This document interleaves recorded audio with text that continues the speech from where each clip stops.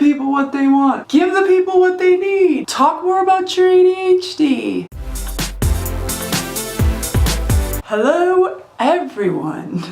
Intros and outros I just suck at so bad. First, let's just get this out of the way before I start the video. Yes, this is the same shirt that I wore in a vlog just the other day. So I'm not one of those YouTubers who has like a million shirts and I wear a different shirt in every video. No, I don't have that. Let's talk a little bit about my ADHD diagnosis. Ever since I did my video about ADHD in women, I've gotten a lot of emails, a lot of comments, a lot of questions, just a lot of awesome interaction with all of you guys about ADHD. Your ADHD, questions about my ADHD. So I figured it's about time to talk more about my ADHD.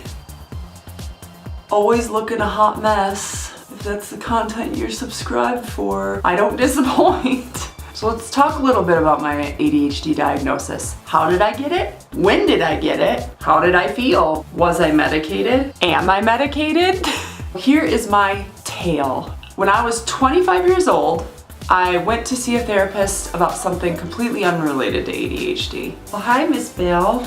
Come in, as you always do, to be a part of my video. At her usual spot, huh, Belle? So at 25 years old, I went to a therapist related to depression. Depression is something I've struggled with for years and years and years now. And way back when I first went to this therapist about depression, it was the first time I had gone specifically for depression. It had gotten pretty bad, and I had gone to therapy before and I knew that this was something that could really help me out. Now, I think it might be important to note that my therapist has ADHD herself. So my experience may not be something that you guys could experience, especially because this wasn't a therapist who I went to for ADHD, and I don't even know that well, actually, yeah. I think she did end up, that was one of her specialties, one of her special areas, but that's not why I went to her. But how did she even diagnose me with ADHD, you ask? Well, I'm glad you did, because I'm gonna talk about it. Wow, you're really good at making videos. Woo! So I went to this therapist, not about ADHD, about my depression, and I think it was like the first or second session. I want to say it was the second. I was talking to her, you know, she was doing her therapist thing, and one of the big things that she later on told me that she noticed was some triggers, cues, that's the word. She was noticing some body language and eye contact cues. Now, I never have had good eye contact. I figured it had to do with just being self-conscious and things of that nature, but a lot of it could actually have to do with my ADHD, I later found out. So she was kind of picking up cues from my body language and my eye contact, and she just stopped me in the middle of a session and was like, I'm gonna ask you some questions. And I'm like, I mean, do your thing, do your therapist thing. So she pulls out a book and she starts asking me questions. And at this point I didn't have any idea what we were doing, what this was about. It just, okay, you're the therapist, ask away. And she asked me a whole bunch of series of questions, and she nods and makes some notes, and she's like, I think you have ADHD. And I was like the thing that kids have? Because that's the thing, right? You usually hear about ADD and ADHD in relation to kids, and here I am, a 25-year-old woman here for depression, and I'm like, excuse me? Like, what does that even mean? So then she went on to explain that she has ADHD, and she just gave me a quiz in one of her therapist textbooks, therapist manuals, therapist materials, and it was testing to see some of the basics of ADHD or ADD or certain, I'm not really sure all the magical things about this test, and I'm not going to pretend I do or misinform. I just know it was a test given to me, questions asked, not even a test, questions asked of me by a licensed professional, and based on how I answered those questions along with other things and how I've been talking and my body language and my eye contact and different information she gathered from me as she was learning about me, she diagnosed me with ADHD. Now, she was a therapist, she was not a psychiatrist, so she couldn't give me medication, she couldn't do any of that, but I wasn't really looking for that. In fact, I wasn't even looking to be diagnosed with anything at all. I just knew, hey, I've got depression, could you confirm that, and can we work through some things? And help life go a little bit smoother than it is right now. And that she did, and more so, because she also helped me understand one of the most biggest, yeah, that's, you've gone to college, and that's good English right there. She helped me understand this big part of me that if I had known this, my schooling would have gone so differently. Now my parenting can and does go differently. I know that I need to be looking out for these things in my own kids, and knowing this ahead of time, I can hopefully make their journey through life a lot easier. So being informed is so important, and I'm very grateful to that therapist for seeing these signs in me and telling me such an important thing about myself. Then she went on, as I mentioned in my ADHD in Women video, to tell me that the anxiety and the depression that I have suffered with for a long time could actually be more related to my ADHD. Now, I had other experiences in my life, reasons for depression and anxiety, but anxiety I'd had since my earliest memories, I was an anxious child, and by anxious child I don't mean like a nervous kid, like actually suffered with anxiety. That was very crippling. And so she wasn't discrediting my experiences and the things that I've been through and that they could cause depression especially, or make my anxiety more severe. But she was just simply suggesting a reality that a lot of people, Stella, your obesity is hitting my camera, can you not? Oh, hold on, it's an earthquake, Stella. This is the culprit. Oh, you stink. Oh, bulldogs stink. You stink.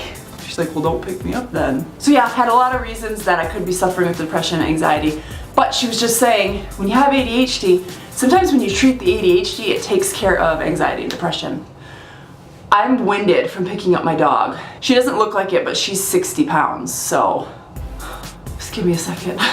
So because she couldn't really prescribe me any medication, she could give me suggestions for things that might help me, but this therapist in particular was really big on natural remedies, things that I could do with my diet to help, and different activities like working out is really good for ADHD, and meditation, and just little things that I could tweak all by myself without a prescription that could help with my ADHD and managing my ADHD. For example, she mentioned fish oil being super important. So from there we moved, and I kind of was just left with this diagnosis, how I wanted to handle it. And honestly, I haven't really wanted to be given any sort of medication. I considered it for a while. I ended up just getting medication to treat my depression at the time because that was like the most important thing, and I didn't want to go through the process of trying to figure out a medication that would work for my ADHD, because sometimes that can be quite the process. And depression was the big issue. So I don't know that I ever really will get on medication for my ADHD. It's really not a thing for me right now, but just having that information, like knowledge is truly power, and understanding yourself is so important. And this was such a big piece of my life that I had lived 25 years without knowing. So I think one of the most important things that I could tell you guys, if you are, I am recording. One of the most important things I could tell you guys if you're trying to get diagnosed, or you just feel like maybe you have ADHD and you're just looking for answers, don't be afraid to research. Now, this is something that I do when it comes to health concerns I have, physical health concerns, and a lot of people say, don't Google stuff, Google will tell you you're dying. And this is really true.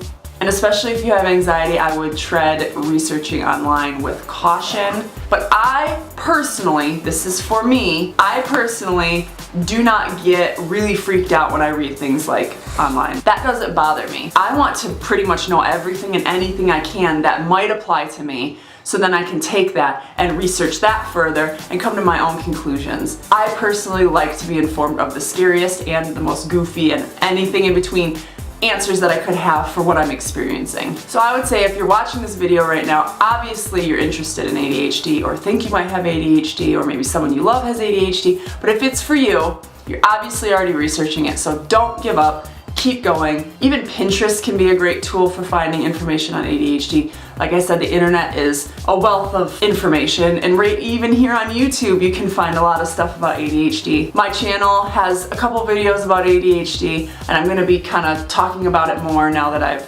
revamped and relaunched this channel. So please feel free to subscribe to this channel if you want more. If you just want to see how I live, how eccentric I kind of am, the way my brain works, the things that I'm going through. If you relate, stick around because I'll have more ADHD specific content where I do things like this, where I talk about ADHD. So feel free to stick around for that. But research, research, research. Don't be afraid to research, especially because sometimes it can take a while to get in to see a therapist or a psychiatrist or whatever you might decide to go see in your search for receiving answers. Why are you creeping in here for?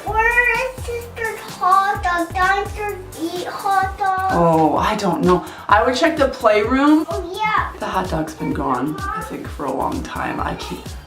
So research, research. Don't be afraid to research. Arm yourselves with knowledge and see if you even think that that diagnosis fits. And then I guess the other tip that I'd have for you is not to feel like there's anything wrong with you. For many, many years, I knew that I wasn't like everybody else, and I just thought that I was just weird, or I just was messed up, or whatever else you want to say. And it caused me a lot of confusion, unhappiness. I just was kind of like living life. It was like, well, I'm weird, whatever. But if you feel something's not right physically, emotionally, there's no reason why you should accept that as your reality if you don't like it. And it wasn't that I had a problem with the ADHD, it was more that it was causing issues in my life. I was all of a sudden having trouble reading when I never had trouble reading before after I had kids, and I was not able to concentrate as well, and I'd never been a good test taker, and I'd never been able to stay focused. I was a big daydreamer. It was causing issues in my life. After I had kids, it got really bad. And so just having a diagnosis, which is scary to a lot of people,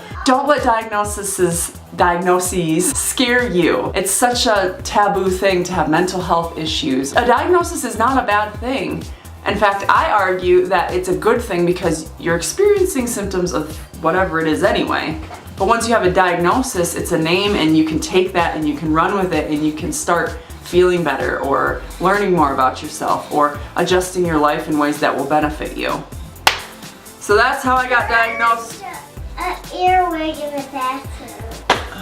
It's earwig season, y'all. Do you have earwigs in your house? Leave a comment down below. I will get it, just a second. So that's my story of how I got diagnosed with ADHD. Wow, okay. I don't think you can shape any of those letters on your own. No, maybe the D's. I'm sore. Anyway, like I said, I hope to see and hear from you guys. I hope you stick around. I hope you found this channel helpful. I hope you found this video helpful about how I got diagnosed with ADHD. Not super exciting. And I know a lot of people have had a tougher road getting diagnosed, or their family isn't supportive. But no, if no one else in your life is supportive, I'm here. And I would love to have you along on this journey. Follow me so you don't feel so alone.